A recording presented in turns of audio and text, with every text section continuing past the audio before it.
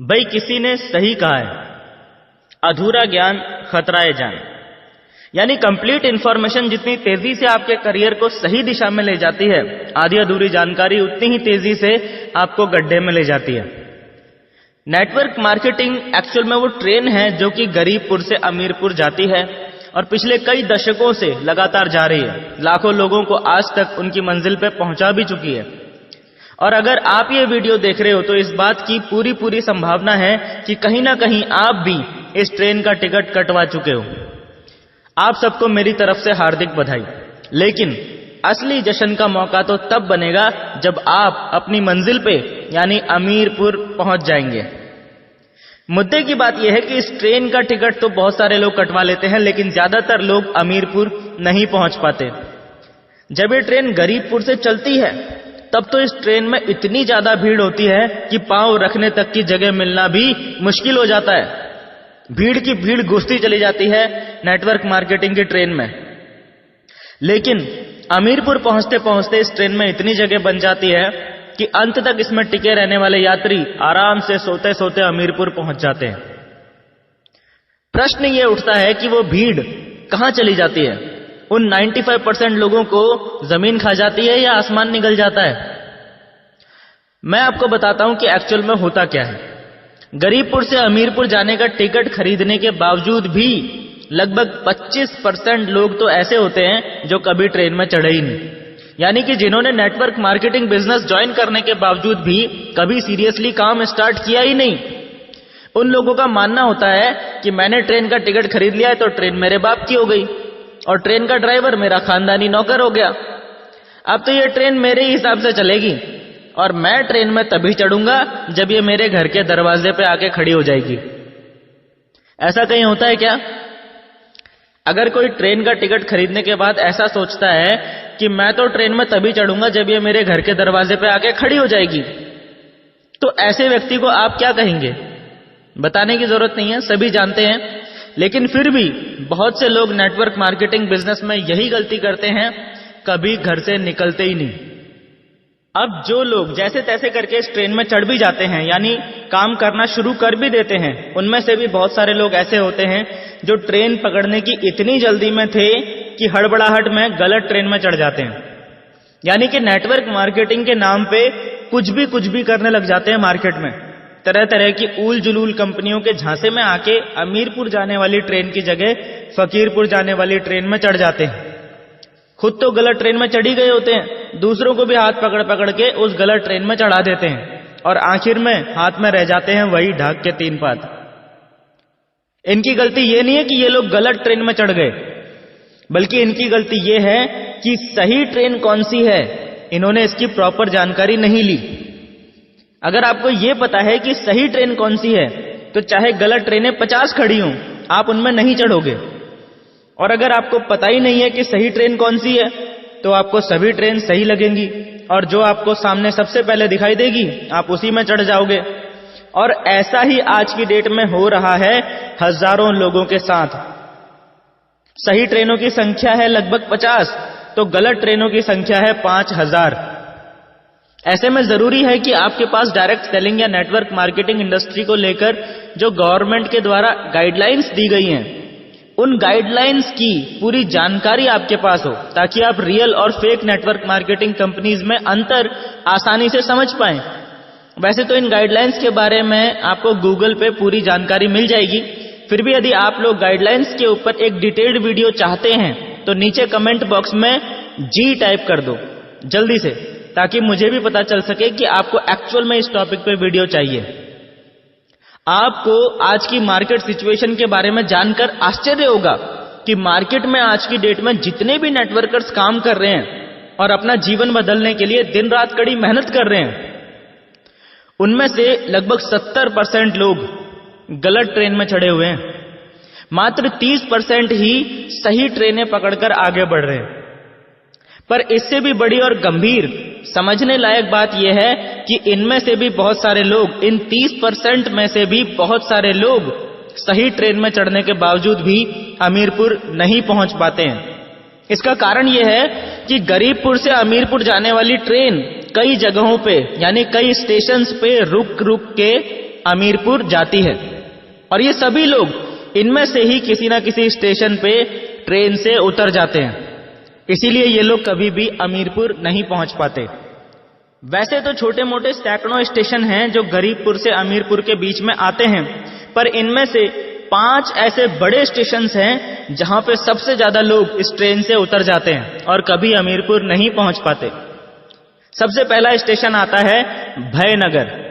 जिनके मन में भय होता है किसी भी प्रकार का, वो सारे लोग इस स्टेशन पे ही उतर जाते हैं।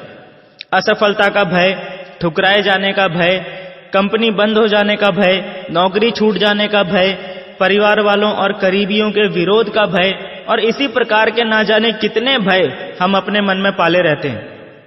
ये भय आपकी सफलता का सबसे बड़ा दुश्मन होता है और आपके असली व्यक्तित्व को खुल के लोगों के सामने आने नहीं देता।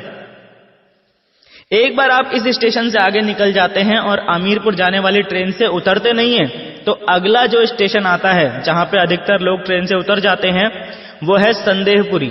संदेह यानी डाउट या शक ऐसी बीमारी है जिसका इस दुनिया में कोई इलाज नहीं है।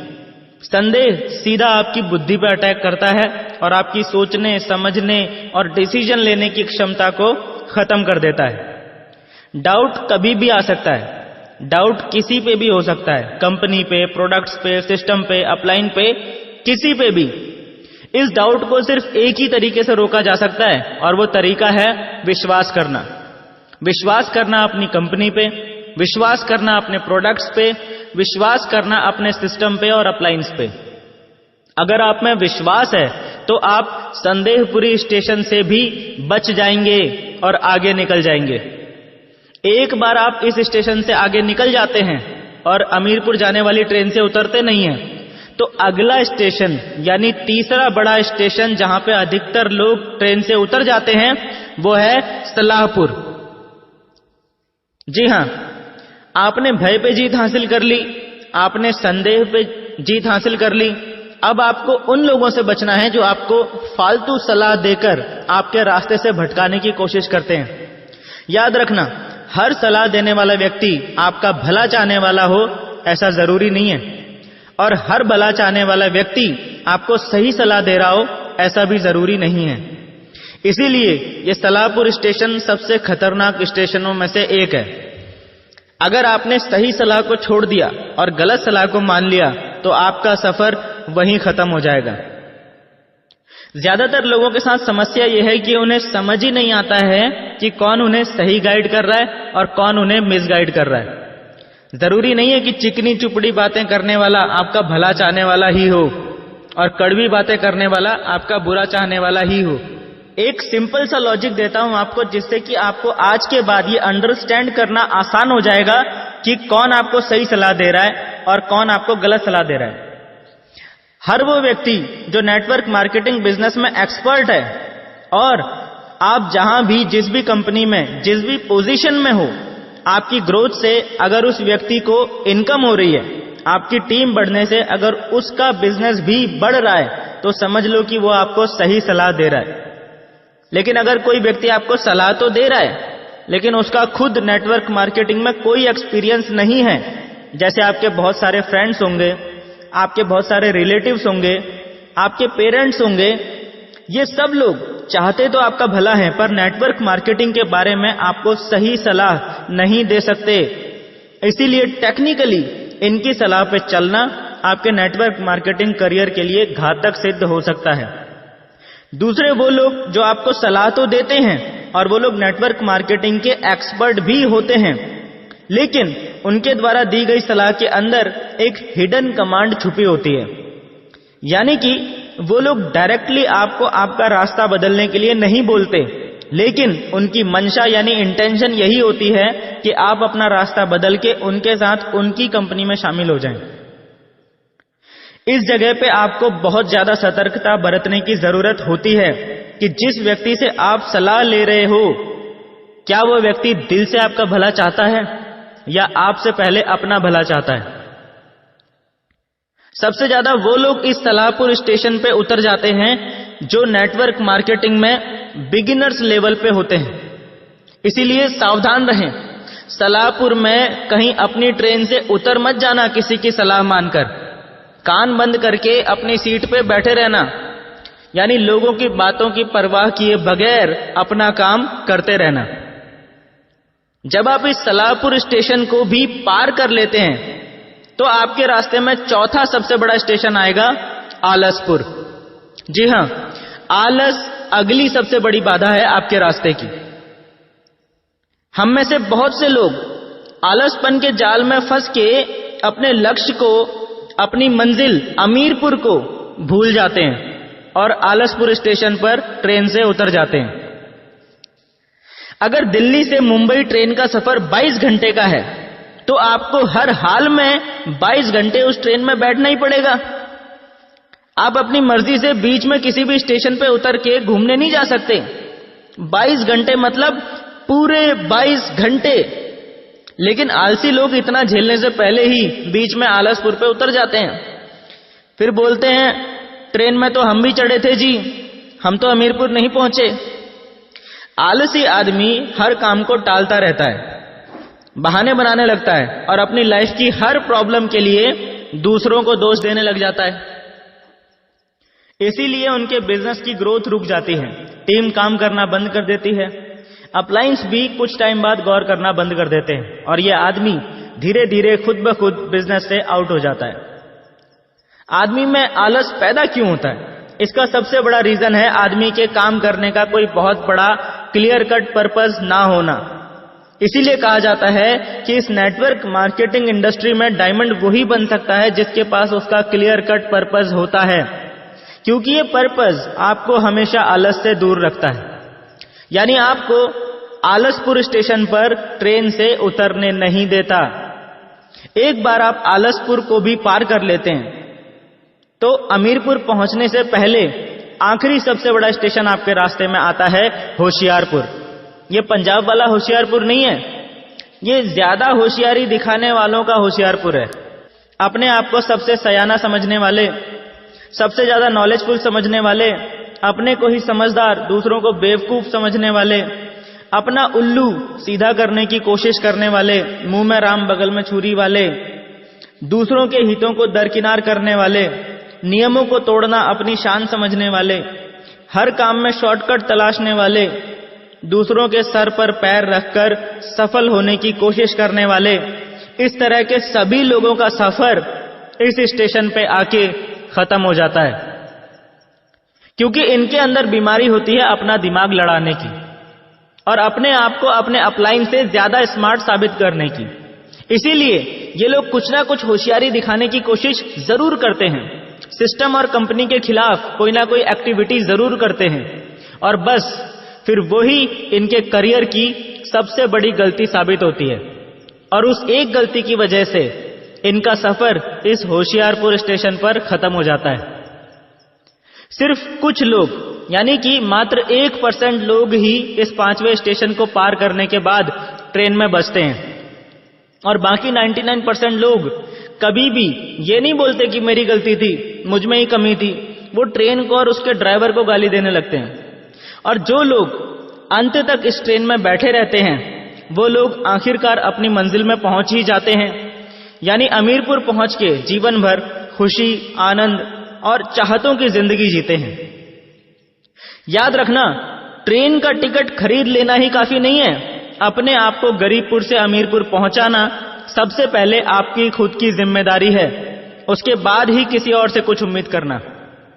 एक सवाल के साथ इस वीडियो को एंड कर रहा हूं, जिसे ये सवाल समझ में आ गया उसे इस पूरी वीडियो का मैसेज भी समझ में आ जाएगा। अपने दिमाग पे थोड़ा सा जोर डाल के सवाल का जवाब नीचे कमेंट बॉक्स में जरूर देना। सही जवाब देने वालों का नाम अगली वीडियो में जरूर आएगा। अब सवाल सुनो। एक बार एक जगह पे रेस आयोजित हो रही थी। रेस जीतने वाले को 1 करोड़ रुपए का इनाम मिलने की घोषणा की जाती है। उस रेस में 3 लोगों ने पार्टिसिपेट किया, मिस्टर ए, मिस्टर बी और मिस्टर सी। तीनों रेस वाले दिन रेस वाली जगह पे पहुंचते हैं तो क्या देखते हैं कि रेस के लिए जो रास्ता चुना गया था वो एक जंगल से होकर गुजर रहा था, बल्कि यूं कहूं कि वो रास्ता था ही नहीं, वो तो घना जंगल था। और चैलेंज ये था कि जो व्यक्ति सबसे पहले इस जंगल को पार करके दूसरी तरफ पहुंच जाएगा वो विजेता बन जाएगा। समस्या ये थी कि उस जंगल में शेर, चीते, भालू, सांप, बिच्छू, मगरमच्छ, हाथी और तमाम तरह के जंगली जानवर भरे पड़े थे और साथ ही कंकड़, पत्थर और कंटीली झाड़ियों से वो जंगल भरा पड़ा था। अब हुआ ये कि ये सब देखकर मिस्टर ए ने तो रेस में भाग लेने से ही मना कर दिया। उसने सीधा बोल दिया, मेरे बस की बात नहीं है भाई। अब मिस्टर बी और मिस्टर सी इन दोनों ने दौड़ने का डिसीजन लिया। रेस शुरू हुई और मिस्टर बी और मिस्टर सी घुस गए जंगल में। दौड़ते दौड़ते थोड़ी देर में क्या हुआ, मिस्टर बी को ठोकर लगी और वो कंटीली झाड़ियों में गिर गया। उसके शरीर में जगह जगह से खून निकलने लगा और वो रोता रोता वहीं से वापस लौट गया। जहां से रेस शुरू हुई थी वापस वहीं पे आके खड़ा हो गया। मिस्टर सी भी जंगल में दौड़ रहा था। दौड़ते दौड़ते अचानक उसको भी ठोकर लगी, वो भी गिर पड़ा। वो उठा तो उसने देखा कि पैर के अंगूठे से खून निकल रहा है। उसने परवाह नहीं करी और वो आगे बढ़ता रहा। थोड़ी देर में पैर में एक कांटा लग गया और दर्द होने लगा। उसने अब भी परवाह नहीं करी और वो आगे बढ़ता रहा। इसी प्रकार जंगल में जितनी भी मुश्किलें आई उसने किसी की भी परवाह नहीं करी और वो लगातार आगे बढ़ता चला गया। देखते ही देखते उसने पूरा जंगल पार कर दिया। वो विजेता बन गया और उसे 1 करोड़ रुपए का इनाम मिल गया। सवाल ये नहीं है कि कौन जीता या किसका फायदा हुआ। आप लोगों से मेरा सवाल ये है कि इस स्टोरी में सबसे ज्यादा नुकसान किसका हुआ, मिस्टर ए का, मिस्टर बी का या मिस्टर सी का? जल्दी से अपना दिमाग इस्तेमाल कीजिए और नीचे कमेंट बॉक्स में बताइए कि सबसे ज्यादा नुकसान किसका हुआ और क्यों। अगली वीडियो की शुरुआत इसी सवाल के जवाब के साथ होगी और सही जवाब देने वाले सभी लीडर्स का नाम भी नेक्स्ट वीडियो में अनाउंस किया जाएगा। हमारी नेक्स्ट वीडियो की नोटिफिकेशन आपके फोन में आए और YouTube पे वीडियो पब्लिश होते ही आपके फोन की घंटी बज जाए, उसके लिए नीचे मौजूद सब्सक्राइब के बटन को अभी दबा दीजिए और बटन दबाते ही साइड में घंटी का एक निशान आएगा, उसे भी जल्दी से दबा देना ताकि नेक्स्ट वीडियो आपसे मिस ना हो। और हाँ, जाने से पहले इस वीडियो को अपनी टीम में शेयर जरूर कर देना ताकि आपकी टीम तक भी ये ट्रेनिंग वीडियो पहुंच जाए और उनका भी दिमाग खुल जाए। मिलते हैं दोस्तों नेक्स्ट ट्रेनिंग वीडियो में, तब तक के लिए thank you and wish you all the best.